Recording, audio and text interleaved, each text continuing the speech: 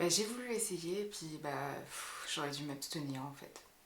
Salut tout le monde, c'est Cassandra, on se retrouve aujourd'hui pour une vidéo un peu différente de la dernière fois. Ça va être un vlog, je sais pas si je vous en avais parlé, j'avais vraiment envie de vous emmener dans des événements auxquels je participais. Fin décembre pour le coup, il y a eu un événement qui s'est déroulé et je me suis dit que ce serait plutôt cool de vous emmener dans les coulisses de la préparation durant l'événement et puis un petit débrief par la suite. Donc il y a très peu de temps, je participais à mon premier événement hors région. Donc il faut savoir que moi je suis en Nouvelle-Aquitaine, j'ai déjà participé à plusieurs événements qui étaient dans ma ville, aussi un petit peu à Bordeaux sur des événements plus pro. Et je me suis dit que ce serait plutôt pas mal de sortir un petit peu de mon confort. Donc j'ai participé à un pop-up à Paris. Ça fait plusieurs temps que j'y pensais, mes amis me disaient tout le temps va à Paris, je suis sûre que ça se passera bien. Puis surtout, en fait, c'est une région dans laquelle je fais 90% de mes commandes, de mes expéditions de commandes. Donc je me suis dit que ce serait peut-être mieux d'aller dans une région, enfin dans une ville pour le coup, où je sais qu'il y a de la demande, où les gens sont présents, plutôt qu'une ville où je n'ai jamais fait de vente ou d'expédition. Et donc je me suis mis à la recherche d'un événement plutôt pop-up ou marché de créateurs entre guillemets pour pouvoir tester un peu une nouvelle localité. Et je me suis dit on va essayer de faire ça intelligemment, donc d'avoir quelques critères quand même de sélection. Le premier, c'était d'être entourée de créateurs qui partagent mes valeurs et mes engagements. J'avais pas forcément envie de me retrouver avec en fait des acheteurs-revendeurs de produits fabriqués en Chine, parce que ça m'est déjà arrivé. Le deuxième, c'était le prix, parce que oui, faire un pop-up c'est cool.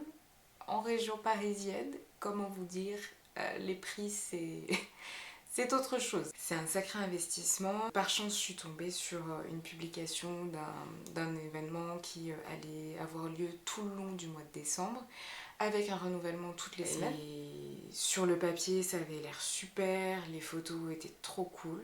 Euh, voilà. Donc j'ai candidaté sans candidater. Vous allez me dire, comment ça? C'est juste qu'il n'y a pas eu forcément de sélection. J'ai eu la personne au téléphone. En fait, il y avait un formulaire, je l'ai rempli. J'ai eu la personne au téléphone, elle m'a dit juste le fait que je vous appelle, ça veut dire que c'est bon pour nous, que vous correspondez avec nos valeurs. Donc c'est ok pour nous. On est partant si vous êtes partant. Donc je me suis dit, trop cool, il n'y a pas trop de contraintes et vu le prix, c'est plutôt intéressant, on va tester. Et vu que je ne fais pas beaucoup d'événements en présentiel, de boutique, j'avais quand même pas mal de préparatifs à faire pour ce pop-up. Entre repasser toutes les pièces, les étiqueter, faire l'inventaire et surtout penser aux petits à côté, et c'est limite ce qui m'a pris le plus de temps, je dirais. Le temps et d'investissement un peu pour préparer ma présence pour le pop-up. Donc du coup, je vous embarque avec moi pour tout ça. Du coup, matinée très chargée aujourd'hui. On a pas mal de choses à aller chercher pour le stand du pop-up, notamment des portants, des cintres. J'ai pas mal, enfin pas mal, j'ai quelques impressions à réaliser. Donc là, on sort juste de la Corep. Je me suis un petit peu renseignée sur comment imprimer. En fait, je voulais vraiment un petit livret de présentation pour la collection sur le stand et j'ai regardé les tarifs d'impression pour des livrets donc par des professionnels de l'impression, tout ce qui est souvent publicitaire, tout ça, des bâches, des kakémonos. Et ça coûte une blinde. Sauf que bon, j'ai besoin que d'un exemplaire. La plupart du temps, minimum chez eux, c'est 50 exemplaires. J'ai pas forcément besoin de ça. Donc, de retour chez la Corep. Voilà, je viens juste d'y aller. Pas du tout ce que j'avais envisagé. C'est pas le bon résultat, sauf que la dame était trop gentille, donc j'ai pas réussi à lui dire non en fait c'est pas ce que j'avais en tête. Je pense que c'est de la faute de personne. Euh, J'aurais peut-être dû m'y prendre déjà un peu plus tôt et peut-être aussi essayer de me renseigner sur les rendus que ça pouvait donner en impression comme ça, surtout sur des feuilles. C'est pas des feuilles premium, mais pour le coup, sur le standing du stand, j'espère que ça ira quand même. Donc voilà, les portants sont achetés, là il reste plus que les cintres et faudrait quand même que je passe à Rétif.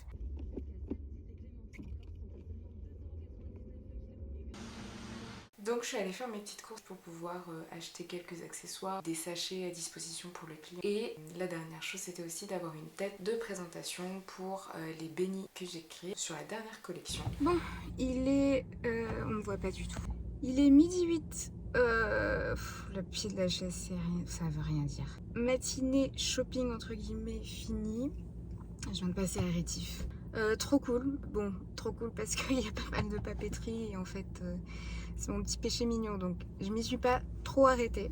Voilà. J'ai la tête pour le stand, donc ça c'est cool. C'était pas prévu, mais je me suis dit que ça pourrait apporter un petit truc en plus. Et les sachets pour la caisse, au cas où si l'organisateur n'en a pas à dispo. J'espère vraiment qu'il en a à dispo parce que ça m'embête un peu d'avoir acheté ça, sachant que je fais pas forcément de marché, de pop-up régulièrement. Peut-être que ça va débloquer une autre envie de faire d'autres événements, mais voilà, je sais pas trop comment ça va se passer, mais c'était cool. J'ai pu voir aussi des emballages, donc peut-être à voir ce que ça donne en termes de tarifs en pro ici par rapport à internet, sachant que dans l'idéal l'emballage prendre chez Reutech, comme je vous avais déjà proposé il y a quelques temps.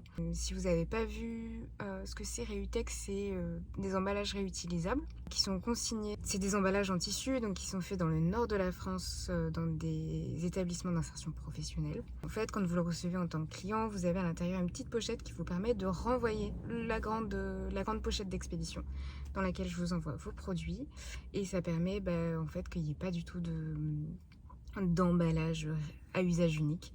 Donc ça c'était très cool, je l'avais proposé il y a un certain temps. J'ai voulu renouveler, sauf que c'est aussi de l'investissement de mon côté. Il faut que je puisse rentabiliser entre guillemets l'investissement, donc c'est-à-dire avoir plusieurs cycles d'envoi et d'expédition sur ça, et c'était pas forcément le cas parce que bref, il y avait eu un petit bug avec les pochettes de début, j'ai pas pu les utiliser. Enfin voilà, si vous voulez en savoir plus, je pourrais vous faire une story time sur ça, mais voilà, l'idéal vraiment c'est ces emballages là. Donc en attendant, selon la quantité de commandes que j'ai, en attendant ce sera carton ou pochette.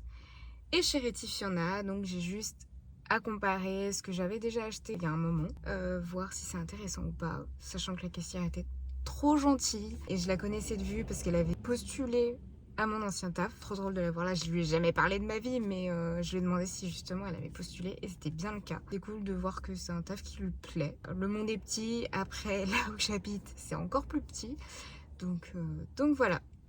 Matinée finie, on part manger chez mes parents. Je vais voir mon neveu, donc ça va être cool. Et cet après-midi, j'ai pas mal de choses à préparer encore sur le pop-up. Il faut que je vois si tous les 5 que j'ai achetés sont suffisants. Il faut que je fasse l'étiquetage et il faut que je passe faire quelques réparations dans mon ancien appartement. Voilà.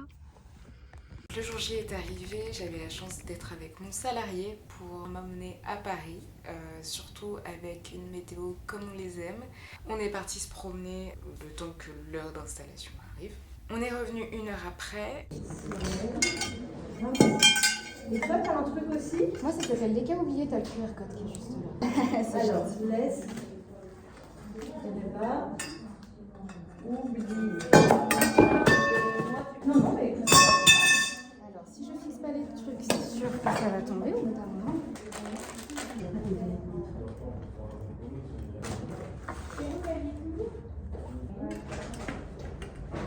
Elle est encore en train d'attendre? Non, il y a un bordel là-dedans. Ah, c'est sûr qu'il y a des gens qui attendent en haut, ils ont 5-6 heures de route encore. Et comment dire, c'est la seule vidéo que j'ai prise de l'installation. Voilà. Clairement, on est sur un flop, si on peut résumer l'expérience. Si vous voulez gagner du temps, le résumé de la vidéo, voilà. Premier pop-up, flop. Je sais même pas si on peut appeler ça du coup un vlog parce que j'étais pas du tout dans le mood pour pouvoir filmer l'installation comme je l'avais imaginé pour le coup. Donc je sais pas ce que ça peut rendre comme expérience en vidéo. Je sais pas par où commencer tellement c'était lunaire en fait. Mais lunaire. On est arrivé sur place quelques temps avant l'heure d'installation pour voir où est-ce qu'on pouvait stationner, comment on déchargeait les affaires, voir aussi la boutique en fait parce que j'avais vu que des photos.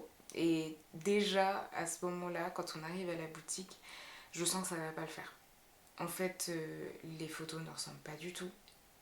Il y a un gap entre la réalité et les photos. Donc je me suis dit, bon, c'est pas trop grave, ça arrive, c'est possible que voilà, la manière dont les photos sont prises, bah, ça donne un rendu qui est un peu loin de la réalité en fin de compte. Donc c'était des roulements par semaine, donc chaque artiste pouvait avoir une semaine ou plus, c'était aussi à voir avec les organisateurs. Donc chaque dimanche à la fermeture, on venait s'installer ou désinstaller ses affaires. Normalement c'était à partir de 16h, nous on est arrivé à 17h. On se gare, j'arrive, je rentre dans la boutique et il y a beaucoup de gens, enfin beaucoup de gens, il y a quelques personnes. Et je me dis mais c'est des clients, il est 17h, normalement c'est fermé depuis 1 heure, je comprends pas en fait ce qu'ils font là. Peut-être qu'il faut leur dire de partir parce que ça va être gênant pour s'installer. Et en fait, plus ça va, plus je me rends compte que ces personnes sont aussi des personnes qui attendent pour s'installer. Donc j'essaye de poser des questions, enfin ils sont vraiment en mode j'attends, donc je pose des questions, savoir où est-ce qu'ils vont s'installer, combien d'espace ils ont besoin. Et le mec qui tient la boutique, bah fallait pas trop le brusquer en fait, on lui posait des questions, où est-ce qu'on peut s'installer, machin tout ça, il ne savait pas, clairement.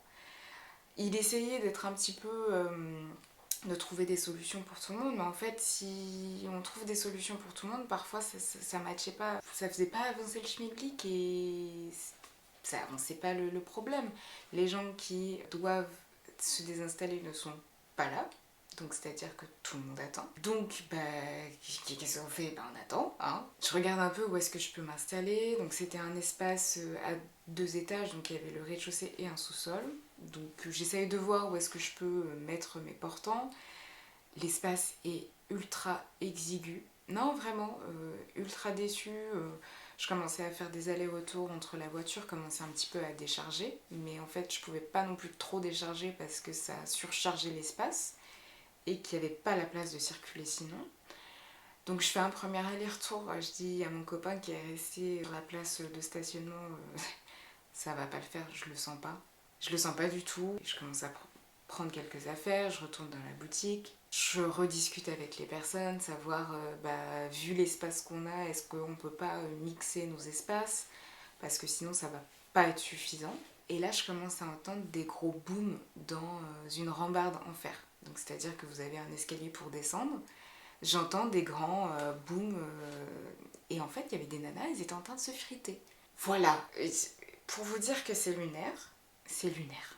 J'ai jamais vu ça. Franchement, j'aurais dû m'écouter, mais bon, on a fait 3h30 de route. Arriver là à dire en fait je vais pas m'installer, ça aurait pu être une solution, mais il y a eu de l'investissement pour le loyer. J'ai quand même fait quelques ventes. Je sais pas si ça aurait été différent si je ne m'étais pas installée, mais il y a des personnes, les personnes qui se sont fritées entre guillemets, elles étaient en train de s'installer, puis elles ont décidé de repartir parce que ça leur convenait pas. Après chacun ses problèmes. Mais ouais, j'ai jamais vu ça, une organisation, on sait pas où est-ce qu'on s'installe. Donc je vais vous passer les détails, mais après 1 heure passée à attendre, en fait j'ai décidé de m'installer au sous-sol. Il y avait beaucoup plus d'espace, pas d'attente. Donc voilà, c'était la vidéo que vous avez vue juste avant. Et en fait c'est que je voulais pas trop attendre, mon copain bossait le lendemain, il était déjà 18h.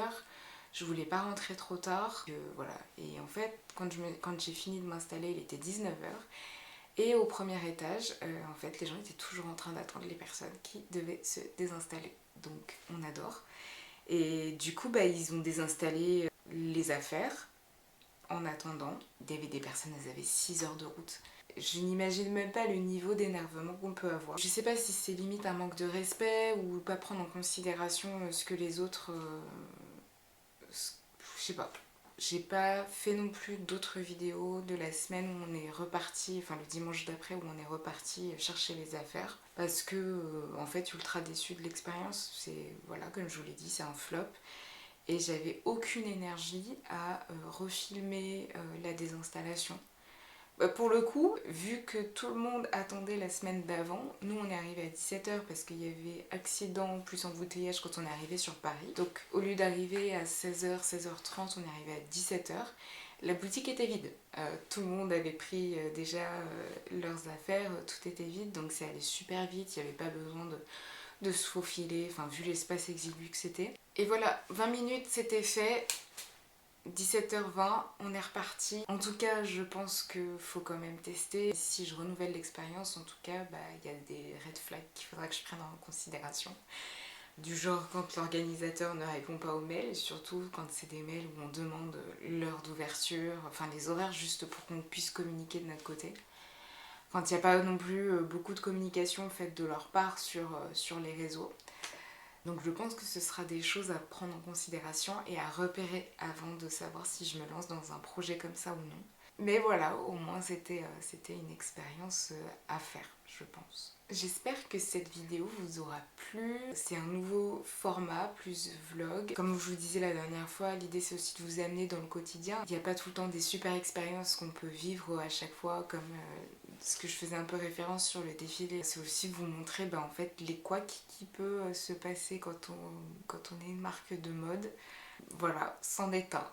Mais bon, c'est aussi ça le quotidien, hein. Tout n'est pas tout rose, donc la prochaine fois, je ne sais pas quel prochain événement je vous montrerai, mais ça fait partie du genre de format que vous pourrez retrouver sur cette chaîne. Et n'hésitez pas à me mettre en commentaire éventuellement ce que vous souhaitez retrouver, éventuellement si vous avez des idées. Et si vous avez des questions, bien sûr, si vous êtes créateur, artiste ou autre. Si vous avez des expériences similaires, je suis preneuse d'avoir vos retours, de me dire que je ne suis pas toute seule. En soi, je ne suis pas toute seule, il y a eu tous les autres artistes pour qui cette expérience n'a pas été très positive. Mais voilà, si vous voulez me faire un petit retour, n'hésitez pas, je lirai avec plaisir vos commentaires. Et on se dit à la prochaine pour de prochaines aventures.